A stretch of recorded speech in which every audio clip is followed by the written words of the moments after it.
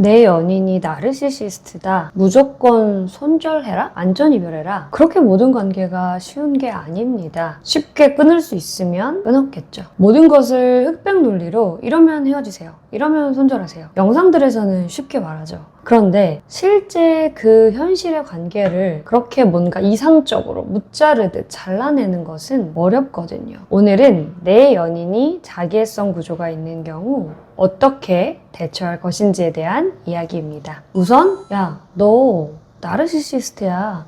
이런 말은 금물입니다. 우리 모두 단순하게 평가되고 판단되는 것을 좋아하지 않죠. 그리고 나르시시스트에게 그런 말을 한들 그게 받아들여질까요? 나르시시스트는 자기에게 결함이 있다는 것을 받아들이기 어려워하거든요. 나의 결함이나 나의 단점, 부족한 점들을 투사해서 상대방의 부족함, 부적절함이라고 생각하는 그런 성격 구조가 있기 때문에 먹히지 않을 겁니다. 경로를 하게 되죠. 자기의 어떤 취약점이 건드려졌기 때문에. 오히려 너가 성격적 결함이 있다. 너가 나르시시스트야. 이런 식의 감정적 반응을 불러일으킬 겁니다. 따라서 상대에게 나의 판단을 전달하지 마시고 혼자라도 인지하고 계셔보면 좋겠어요. 아, 내 연인이 나르시시스트일 수 있겠구나. 이제 혼자 상대방이 왜 이렇게 행동하는지 이해하고 짐작해보는 거죠. 일단 우리 인간은 이제 이해를 하게 되면 좀 더 상황이 이렇게 명료하게 보이거든요.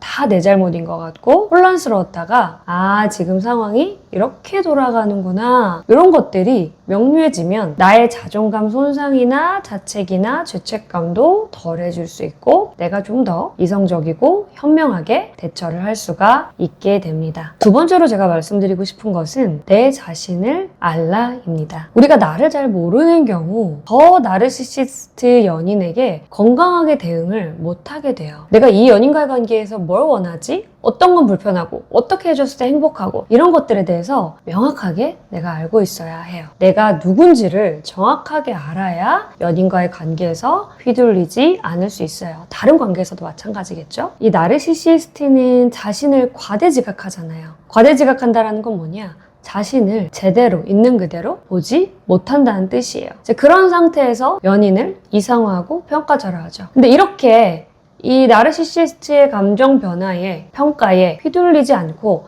난 나를 잘 알아. 맞아. 난 이런 사람이고 지금 이런 감정을 경험하고 있고 나에겐 이런 한계가 있어. 이렇게 내가 중심이 잡혀 있으면 이 나르시시스트의 감정 기복에 따른 말들에 휘둘리지 않겠죠. 아, 넌 그렇게 생각하는구나. 라고 내가 받아치고 선을 그을 수 있는 거예요. 그래서 내 자존감 중심을 잘 잡아가는 것이 이 나르시시스트와의 연애에서 굉장히 중요한 부분입니다. 세 번째는요. 내가 원하는 거리가 어느 정도인지를 찾고 내가 원하는 거리와 경계를 주장하시는 겁니다. 이 나르시시스트는 여러분의 경계를 침범할 경향이 높습니다. 당신의 감정과 생각은 오롯이 당신이 선택할 수 있는데도 불구하고 그것을 흔들죠. 그렇게 느끼는 거 잘못했어. 왜 그런 감정을 느껴? 왜 그런 식으로 생각해? 명확한 경계 침범이죠. 우리 여러분들이 경계를 적절하게 설정하면 나르시시스트와의 관계에서 나의 권리와 감정을 보호할 수가 있게 됩니다. 구체적인 예를 들어볼게요. 시간 관리에 대해서 경계를 세워볼 수가 있어요. 나도 너가 정말 좋지만 한 달에 한 번은 친구들과 시간을 보낼 거야. 그 친구들 나한테 되게 중요한 친구들이거든. 내 스스로 내 시간은 내가 통제할 수 있어 라는 것들을 경계를 세워주시는 거죠. 그리고 대화 시에도 경계를 세울 수가 있어요. 너가 계속 나를 비난을 하면 나는 이제 이 대화를 더 이상 할 수가 없어. 이렇게 경계를 세우는 거죠. 그래서 이제 경계를 세우는 게 중요한데 여기서 플러스 상대방이 경계를 넘었을 때 바로 그 자리에서 즉시 그 문제에 대해서 짚고 넘어가는 것이 중요합니다. 연인이 내 핸드폰을 만져요. 그러면 나 내 핸드폰을 건드리는 거 싫다고 얘기했는데 그건 내려놨으면 좋겠어. 왜 안 내려놔? 그 즉시 얘기를 하는 거죠. 그리고 하나 더 플러스 하자면 반복적으로 주장하십시오. 내가 원래는 이제 허용을 했었어요. 내 공간을 침범하는 것을. 근데 갑자기 내가 거절을 하면 당연히 연인은 그것에 대한 거부 반응이나 비난을 할 거예요. 노발대발할 수도 있고 회유할 수도 있고 그렇지만 그럼에도 불구하고 그때마다 반복해서 일관적으로 내 경계를 주장하는 겁니다. 그럼에도 상대방이 계속해서 경계를 침범하려고 하면 그 행동에 대한 결과를 알려주세요. 만약에 계속 너가 그 폰을 만지면 나는 우리 관계에 대해서 다시 한번 생각해 볼 수밖에 없어. 내가 지금 그만 나를 비난하라고 얘기를 하는데 너가 계속 나한테 이렇게 비난을 퍼붓는다면 나는 이 대화를 더 이상 이어나가지 않을 거야. 당신이 그렇게 했을 때, 내 경계를 침범했을 때 그거에 대해서 당신이 받을 결과를 말해주는 거죠. 그리고 실제로 그 행동을 이행하시는 것이 매우 중요합니다. 그럼에도 불구하고 그 상대방의 경계를 침범하는 것을 이어나간다면 그 즉시 그 공간을 피하거나 내가 말했던 그 행동을 실행하시면 됩니다. 자, 마지막으로는요. 정서적 거리두기입니다. 이 나르시시스트 연인의 행동에 정서적 거리를 둬보세요.